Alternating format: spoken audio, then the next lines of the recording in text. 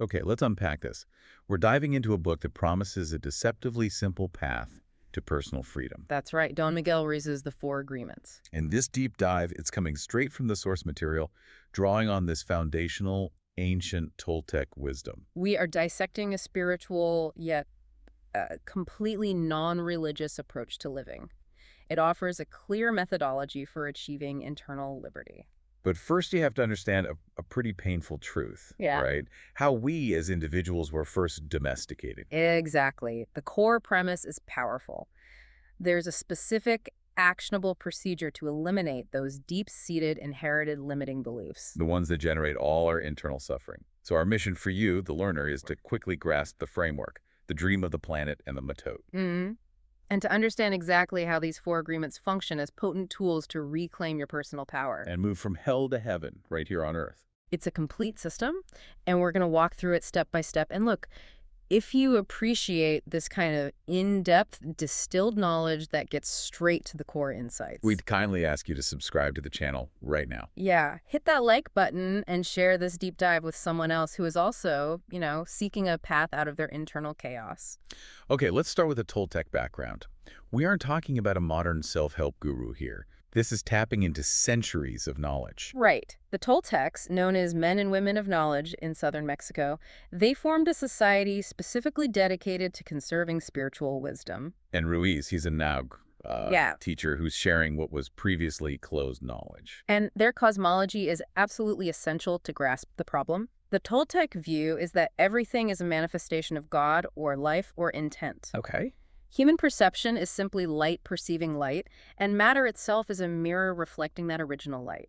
The problem isn't the light. It's the smoke. It's the smoke, the illusion we all collectively agree to live in. And Ruiz calls that the dream of the planet. So how do we define this collective dream? It's the entire operating system of human society. I mean, the rules, the beliefs, the laws, social expectations, what's beautiful, what's failure, what's success. It was all there before we were born. It was all there. We are literally born into a massive organized dream that's already in progress. And that dream gets installed into us through domestication. We usually use that term for pets. I know, and that's the point. The process is functionally identical. From the moment we are born, external adults, parents, school, religious institutions, they capture a child's attention. And they use the exact same mechanisms as training an animal. Exactly. Repetition, punishment, and reward. The child learns, if I do this, I am good and I get love. If I do that, I am bad and I receive punishment. So we get wired to seek that reward and avoid the punishment. Yeah. And the only way this whole system sticks is if we agree to it unconditionally. Yes. That's what Ruiz means when he says faith is just believing these inputs without any question. And here's where it gets really interesting. We become self-domesticated animals. We don't need the parents or the teachers there anymore. We internalize the whole system and start carrying out that same system of punishment and reward on ourselves. Which, of course, introduces the internal conflict. What are the mechanisms of this self-abuse? The first thing installed is what he calls the Book of Law. It's our personal, rigid system of beliefs, agreements, and expectations. And Ruiz is pretty clear that for most of us, something like 95% of that book is based on fear and is likely, lies. Complete lies. Huh. And this sets the stage for the two main actors in our internal drama. The judge and the victim. Right. The judge, el juez, is that internal voice constantly comparing our actions against that often false book of law. It decrees guilt and demands punishment when we fail. And we always fail because the standards are impossible. Always.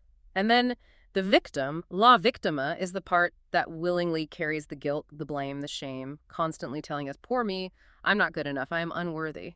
And that cycle. That's why humans are the only animals that pay thousands of times for the same mistake. You think about something you did 10 years ago. And you feel the shame all over again, and you punish yourself again. That fear-based internal system creates what Ruiz calls the dream of hell. It's a state of constant self-imposed suffering. And when all those conflicting voices, the judge, the victim, the shame, the lies, are all talking at once, that overwhelming noise is the metote. The metote. Like a a mental fog. Think of it like a computer with thousands of tabs open at the same time, all flashing error messages and draining the power. It's a mental fog so thick we can't see past our own suffering. To our true nature, which is supposed to be pure light and love. Exactly. We're constantly seeking external validation because the internal noise is just unbearable. That makes perfect sense. So the promise of the agreements, then, is to provide the structure to surgically cut through that mitot. And to silence the judge. So where does this spiritual warfare begin? It begins with the simplest yet most powerful tool we have, the word. The first agreement is the foundation for everything. And that is, be impeccable with your word. Impeccable! And he doesn't just mean telling the truth to other people. He says words are pure magic. A gift from God, capable of either creation or total destruction. They are literal, creative tools. Ruiz points to history for evidence. A single man can use words rooted in fear and doubt to manipulate an entire country into war. But on the other side, a word of love can change someone's entire life. Exactly. Words are seeds, and the human mind is fertile ground. We're planting seeds every single moment, whether we realize it or not. And the definition of impeccable is so critical here. He links it to a spiritual concept, but defines it functionally. Yes, impeccable means without sin. But in the Toltec sense, a sin is just anything you do that goes against yourself. So being impeccable with your word means not using words against yourself in self-criticism or against others. Because if you use your words to spew emotional poison at someone else, that poison will inevitably return to your own mind. Okay, so if words are the seeds of poison, what's the most common form of black magic that Ruiz identifies? It's gossip.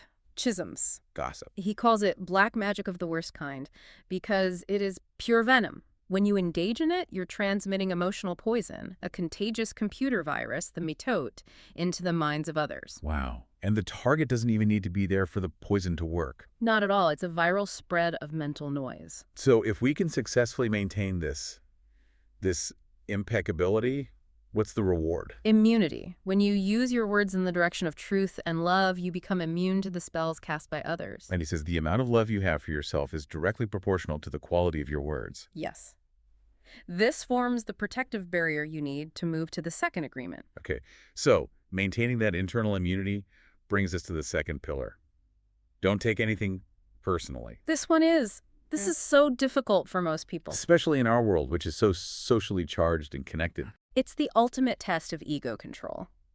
Taking things personally is the maximum expression of egoism, of believing everything revolves around me, me, me. We believe what others say about us is the truth, when really. It's just a reflection of their own internal reality, their own dream. But I mean, isn't it unavoidable to feel hurt when someone criticizes you directly? That's the challenge the warrior faces. Ruiz teaches that nothing others do is because of you.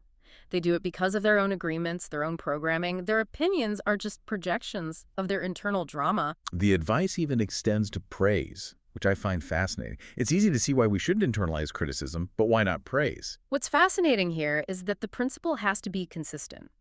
If you internalize, you are the worst, you suffer. But if you internalize, you are the best. Your ego grows and your self-worth gets tied to external approval. Exactly. The moment that external opinion changes, your whole foundation collapses. If you don't take the poison or the praise, you remain grounded in your own self-acceptance. You gain freedom. That freedom requires extreme clarity, which transitions perfectly into the third agreement. Don't make assumptions. No hagas suposiciones. Why does the human mind default to assuming things? Because the mind needs to justify and explain everything to feel safe, to feel in control, even if the answer we invent is completely wrong. So we just make stuff up because we lack the courage to ask questions. That's it. And the consequences are genuinely disastrous. They lead to misunderstandings, taking things personally. And creating what Ruiz calls a big drama out of nothing. We fill in the gaps with fear-based information. We invent entire fantasies from thin evidence. Like seeing someone frown and assuming they hate your work. Right. Or in relationships, we assume our partner knows what we think and want, and when they inevitably fail to read our minds, we get hurt. And we say, you should have known. That's the core fallacy. If you need to justify your love or you try to change someone, Ruiz says you're lying to yourself. True love is accepting others exactly as they are. The solution is just clear communication. Constant, clear communication. Ask for what you want, and remember the other person has the right to say yes or no.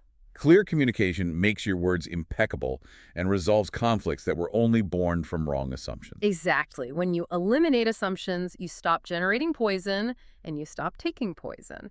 And now you're ready for the final enabling agreement. Which is, always do your best. Haz siempre tu máximo esfuerzo. Now, this isn't about perfectionism or burning out, is it? Not at all. This agreement is what allows the other three to become deeply rooted habits. The definition is crucial. Do your maximum effort, neither more nor less. And that maximum effort is a sliding scale. Completely. Your best today, when you're tired or sick, will look totally different from your best when you're rested and healthy. That makes it so much more practical. Why is doing my best so vital for dismantling the judge? Because it removes self-judgment. If you push yourself too hard, you burn out, and the judge condemns you for failing. And if you slack off, the judge condemns you for being lazy. But if you can honestly say, I did my maximum effort today given my capacity, you have the answer for the judge. The guilt and self-reproach are gone. It leads to what Ruiz calls the joy of action itself. Yes, you detach from the outcome and focus on the effort. The action becomes its own reward. You stop resisting. You stop doing things just for the external prize. You do it for the pleasure of the process. And this cumulative work all four agreements, that's the path of the warrior. The objective is to move from that internal dream of hell to the new dream. Heaven on earth. Correct. The discipline of the warrior isn't external fighting. It's an internal war against the parasite, the judge, the victim, and the whole fear-based belief system. And Ruiz is clear. Knowing these ideas is useless. Useless. The change only comes from repetition and action. If you fall, if you break an agreement, the warrior's job is simply to get up, forgive yourself, and start again. Just for today. Just for today. The ultimate reward for this path is to transcend human suffering entirely, to become an embodiment of love and live fully in the present without the weight of the past. So we've synthesized the combined power. Impeccability with your word is your shield and sword.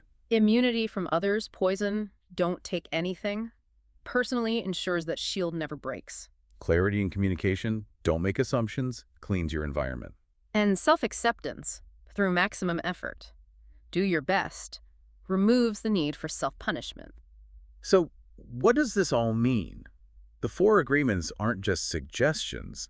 They are explicit declarations of war against that internal self-abuse system established during our domestication. Right, offering a direct route toward true, conscious, personal freedom. We've seen how Dr. Ruiz positions these agreements as the path of the new dream, a heaven on earth that we can choose to live in right now. Regardless of the drama in the collective world around us. And that brings us to our final provocative thought for you to consider. Okay. It drives home the power of choice.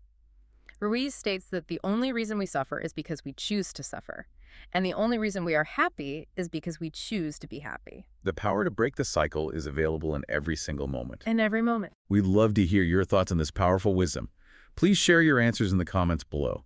We really do read every one. So first question, which of the four agreements, be impeccable with your word, don't take anything personally, don't make assumptions, or always do your best, do you find the most challenging to maintain in your daily life? Let us know which one challenges your internal warrior. And also, based on this idea of the dream of the planet, what is one social belief you realize you were domesticated into accepting as truth that you are now working to dismantle? If this deep dive helped you gain clarity and insight into taking back your personal power, please subscribe to the channel. Like this deep dive to help others find this knowledge and share it with your community. We'll see you on the next deep dive.